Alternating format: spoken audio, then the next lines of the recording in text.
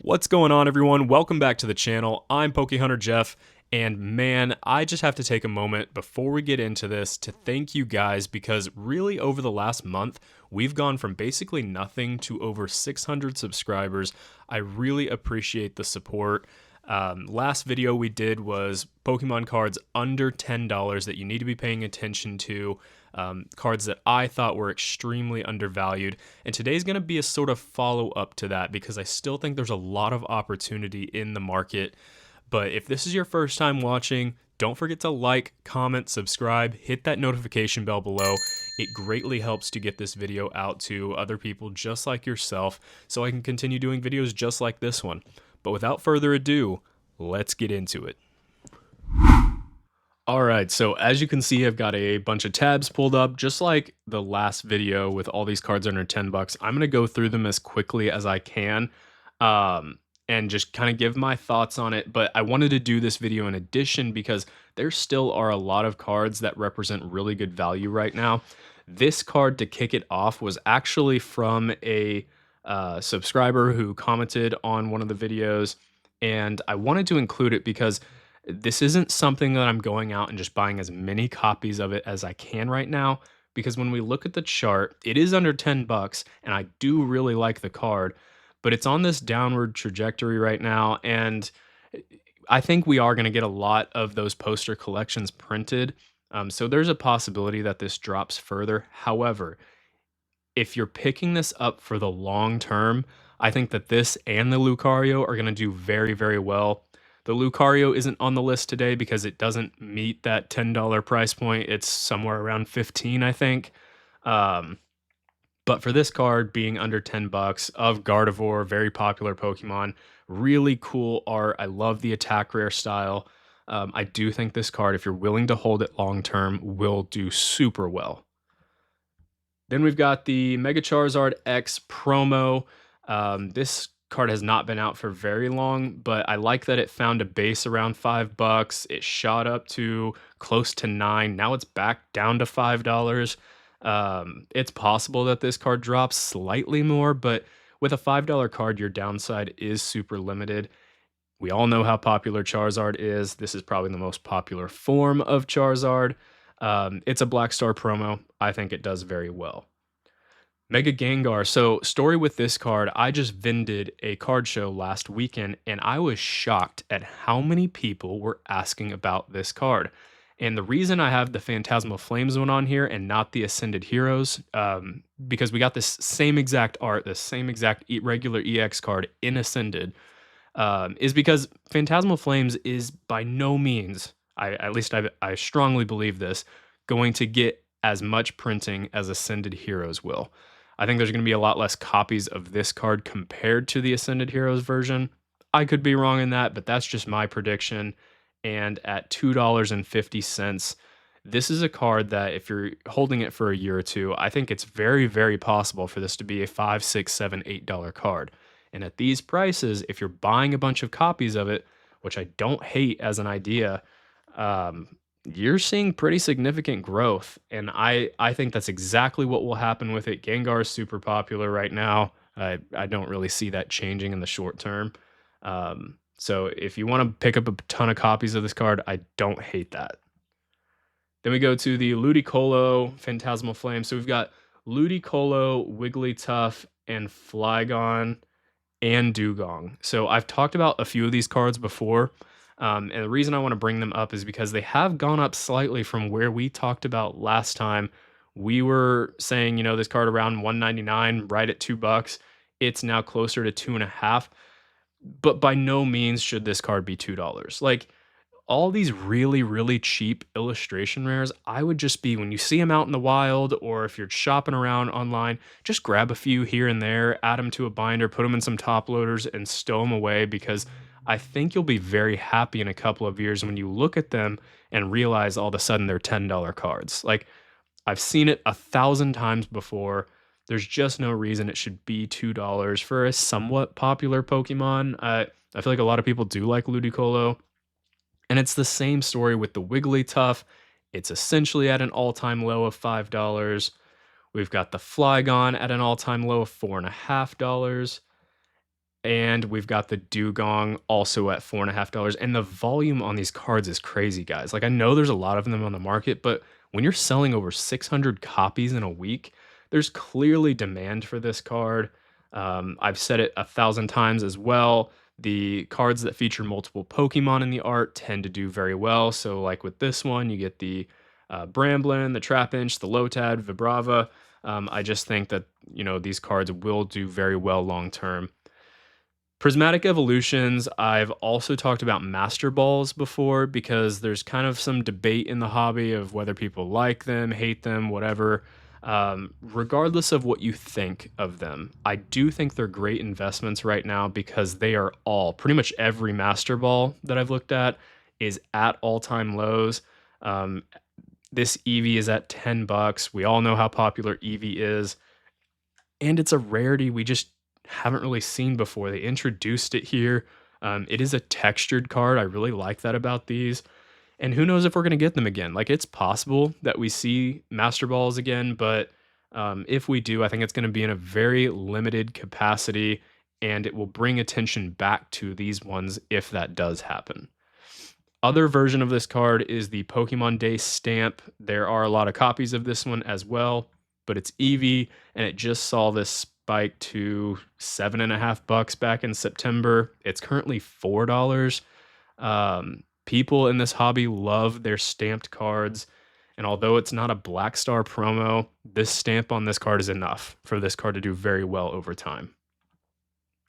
Mega Evolution, this Exeggutor, it's a 151 Pokemon. It's $4. Well, let's say closer to $5 now, and it just bounced off these all-time lows at $4. There's tons of copies you can pick up for this, and I love these to just buy a bunch and stuff away. And a tip that I had mentioned in a comment on a previous video, but I want to make it known to everyone as well. These listings on TCG Player that say free shipping on orders over $5, take advantage of that, because when you're looking at really cheap cards like these, you don't want to have the shipping cost added on to what you're buying, because that increases your cost basis per card pretty significantly. If you only want one copy of this card, click on that seller's shop and just see if there's maybe at least one other card that you want to get you over that $5 total so that you're not having to tack on the shipping fee. That's just my advice to you guys. So getting into Surging Sparks, so we've got the Castform and the Exeggcute. I like that this card, it's super colorful, looks great in a binder. Those are all great things, but you get every form of this Pokemon on the card. You get the region down below it. I really like that. I think it's going to do super well. It's already started to move. And I think that's going to be a theme as the year goes on for all these sets rotating out in 2027 with your Surging Sparks and Prismatic, your Shrouded Fable, Temporal Forces, Stellar Crown, Twilight Masquerade, all those sets that are rotating out. The IRs in them, I think, are going to start to see some pretty sharp rises. It's what we saw with the sets that did just rotate out with S&V Base, Obsidian Flames, Paradox Rift, those sets. I think we're going to see that as well. And I've talked about the Exeggcute before. I still think it's a fantastic buy. The chart says $7, but there are a couple of listings at like this $5.50 price point, but that's really it before we're all of a sudden at a $7 card. So I would take advantage of those that are listed right now, because I think very quickly this will be a $7 card and will keep rising.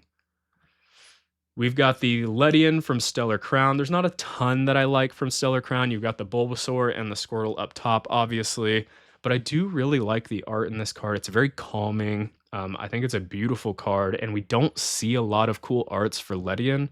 It's $5. It's starting to move as well, but I don't think it's too late by any means. You can definitely pick it up for around that $5 price point right now, and I would. Shiftry, I have mentioned this, and since we talked about it, it really has started to spike.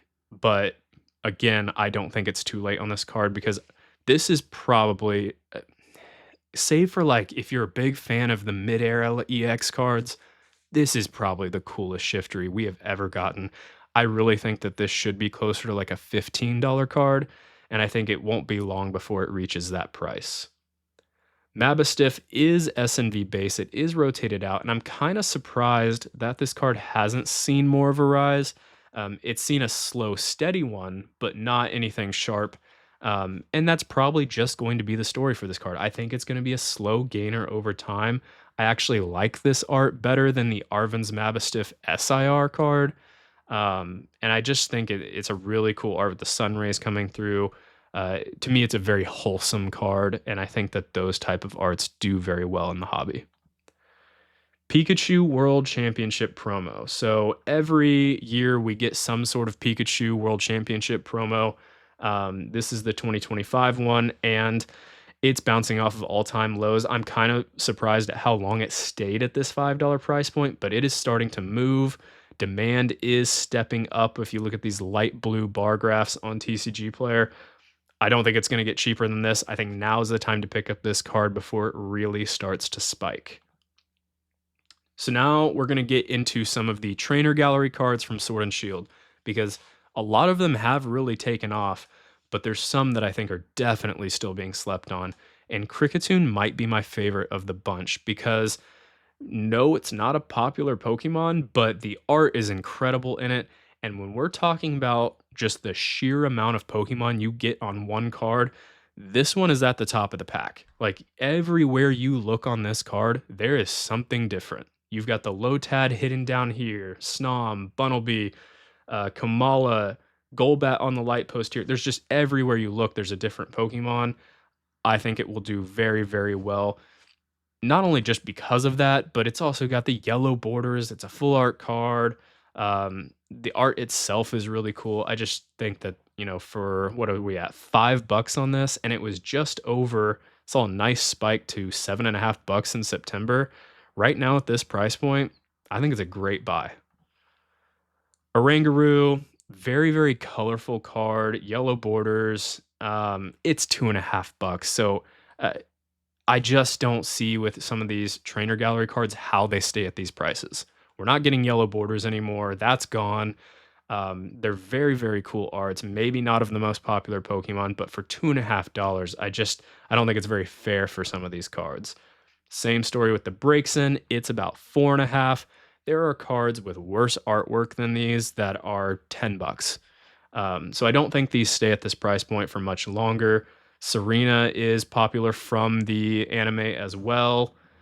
We've got Jinx, an original 151 Pokemon, $2.50.